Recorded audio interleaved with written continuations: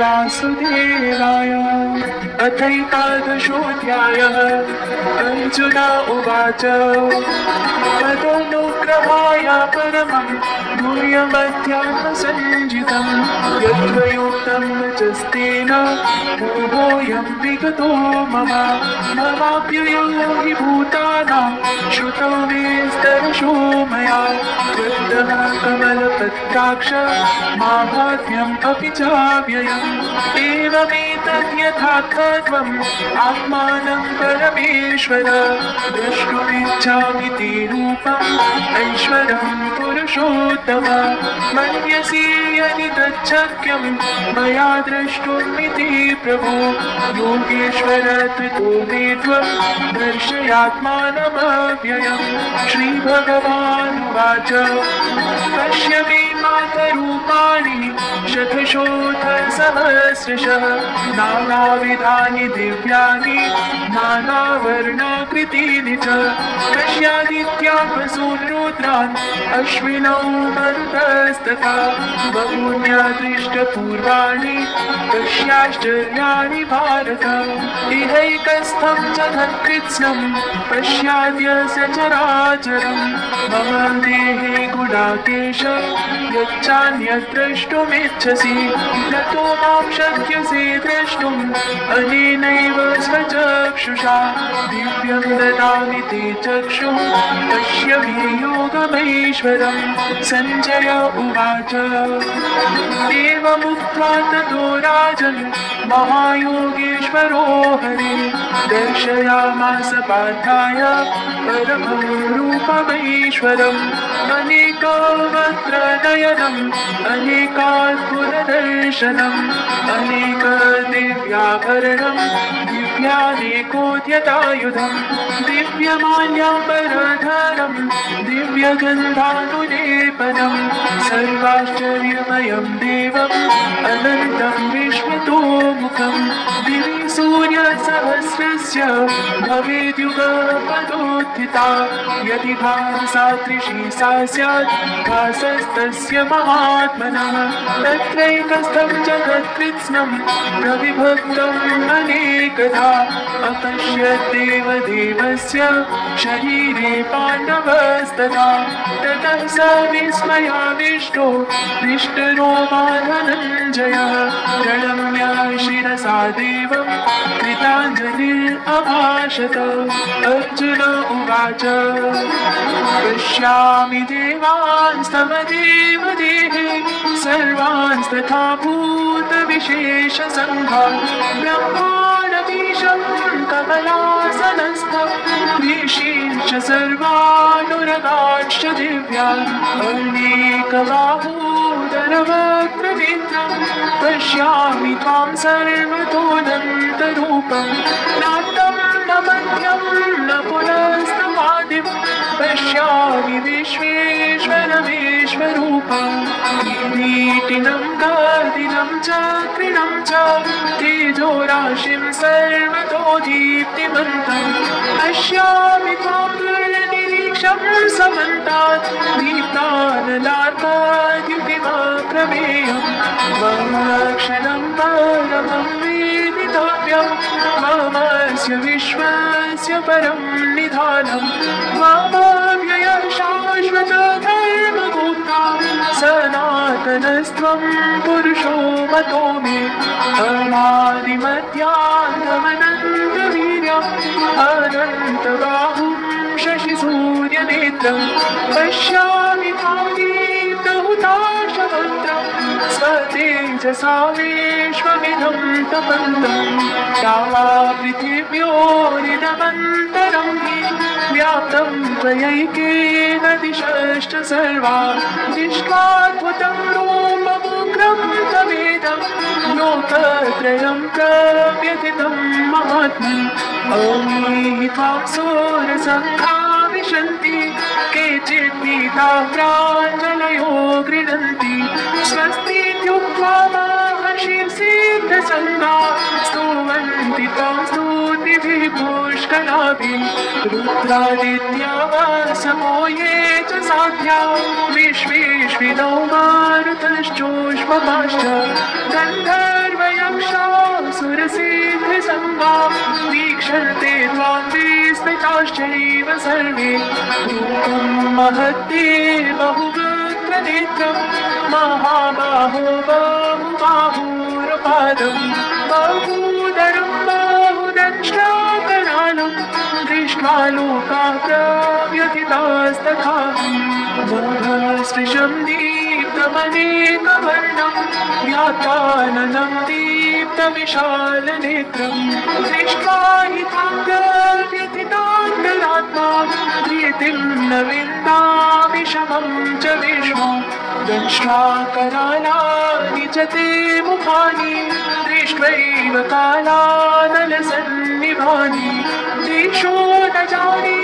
न लभे च शर्मा प्रसीद देवेश जगन्निवास अमी च त्वां धृतराष्ट्रस्य पुत्रा सर्वे सहैवावनिपालसङ्घै भीष्मो द्रोणं सूतपुत्रस्तथासौ सहास्मदीयैरपि योधमुख्यैः पुत्राणि ते ध्वरमाणा विशन्ति दंष्ट्राकरालानि भयानकानि केचिद्विलग्ना दशनान्तरेषु सन्दृश्यन्ते चूर्णितैरुत्तमाने यथा नदीनां बहवोपवेगाः समुद्रमेवाभिमुखा द्रवन्ति तथा तवानि नरलोकवीरा विशन्ति वक्त्राण्यविज्वलन्ति यथा प्रदीप्तं ज्वलनं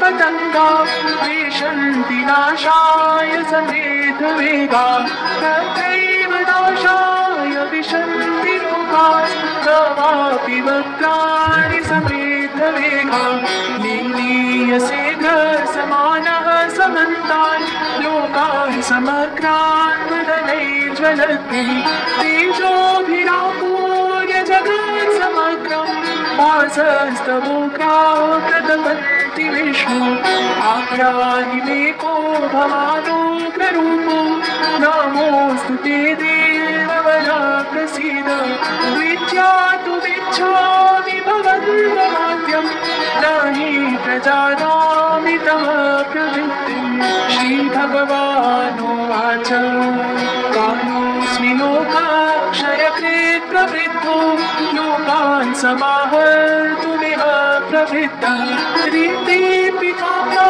भविष्यन्ति सर्वे एव स्थिताः प्रत्यनीकेषु योधाः तस्मात् त्वमुद्दिश्य यशो लभस्व जित्वा शत्रून् भुङ्क्ष्व राज्यं समृद्धम् अयैवैते निहताः पूर्वमेव निमित्तमात्रं भव सव्यसाचिन् द्रोणं च भीष्मं च जयद्रथं च कर्णं तथान्यानपि योधवीरान् मया हतास्त्वं चैवाव्यधिष्ठा युध्य स्वजितासि रणे सपत्नान् सञ्जय उवाच एतच्छ्रुत्वा वचनं केशवस्य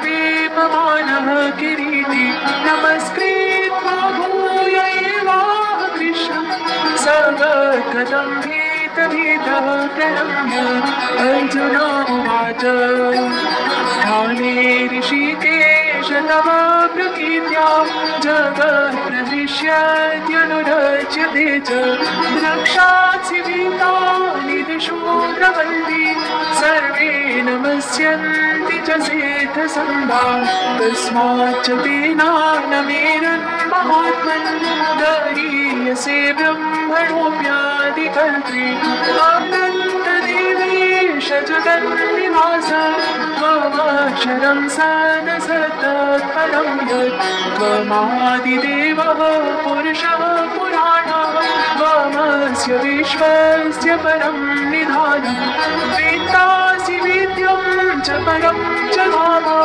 त्वया ततं विश्वमनन्तरूप वायुर्यमोऽग्निर्वरुणः शशाङ्कः प्रजापतिस्त्वं प्रपितामहश्च नमो नमस्तेऽस्तु सहस्रकृत्वः पुनश्च भूयो नमो नमस्ते नमः पुरस्तादथ पृष्ठतस्ते नमोऽस्तु ते सर्वदैव सर्वम् अनन्तवीर्यामितविक्रमस्त्वं सर्वं समाप्नोषि ततोऽसि सर्वं सखेति मत्वा प्रसभं यदुक्तं हे कृष्ण हे यादव हे सखेति अजानता महिमानं तवेदं मया प्रमादात् प्रणयेन वापि यच्चावहासार्थमसत्कृतोऽसि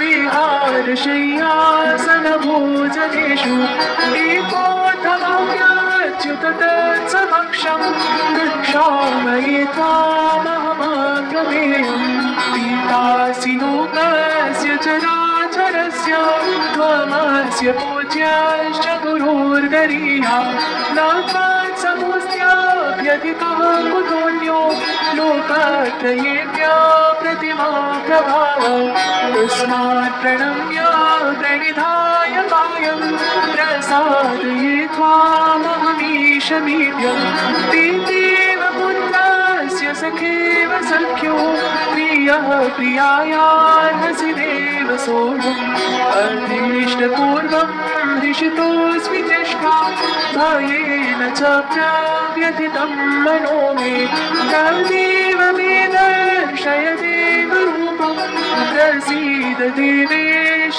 जगन्निवास किरीटिनं गर्दिनं चक्रहस्तम् इच्छामि त्वां द्रष्टुमहं तथैव तेनैव रूपेण चतुर्भुजेन सहस्रबाहो भव विश्वमूर्ते श्रीभगवानुवाच मया प्रसन्नेन तवाञ्जलितं रूपं परं दर्शितमात्मयोगात् तेजोमयं विश्वमनन्तमाद्यं यन्मे त्वदन्येन न दृष्टपूर्वं न वेदयज्ञाध्ययनैकदानै न च क्रियाभिर्न तपोभिरुद्रैः एवं रूपं शक्यमहं त्रिलोके द्रष्टुं त्वदन्येन कुरु प्रवीर मा ते व्यथा मा च विमूढभावो